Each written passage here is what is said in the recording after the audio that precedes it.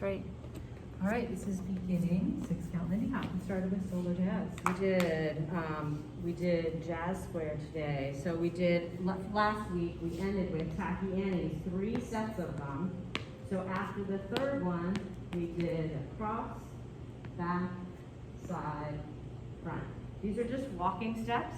We're just making a little shape on the floor of a square. So each of these footsteps represents the corner of your box. I gave you the option of swinging your arms like this as you're doing it, and then also when you step back, if you want to do a little lunge, so bending your back leg and bringing your front foot up if you want to. You don't have to though, you can keep it down. And so that finished off the phrase from last week. So we had the 3 tacky Annies and the 1 jazz square, and that's where we left off today. And then we talked about open turns tonight. So we started with an open tuck turn. So the idea is that we are not connecting this front hand and we're still doing the same turn. And then we actually caught in this cross-handed position. Let's try it from here. You can see, actually, you can see how you're moving. Boom, back, left, front, then we caught cross-handed. Then we did a pass by. So a couple things about those turns. Maybe we do back to the camera for a moment.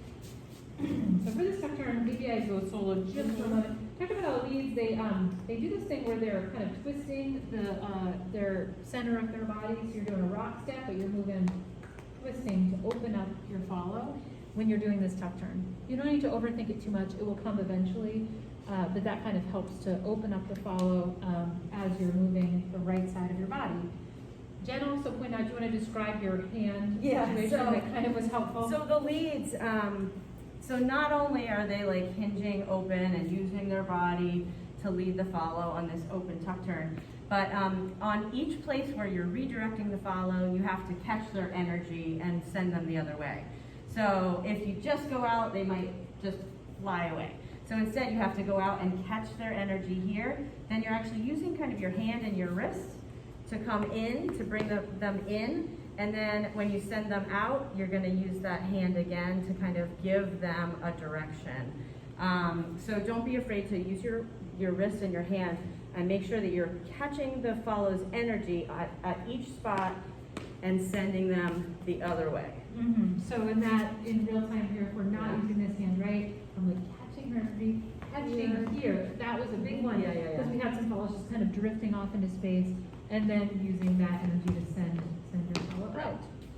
So whenever we went into this open position here, we caught right hand or right hand. We talked about how all the energy you need to give your follows leads is on that rock step, and then you let go low. Make sure you don't let go up here, you want to go down low.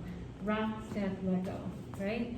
Here, you can catch again in cross-handed, or you can catch with the regular hand hold you guys have been practicing. You can also switch it up, right? Watch that again.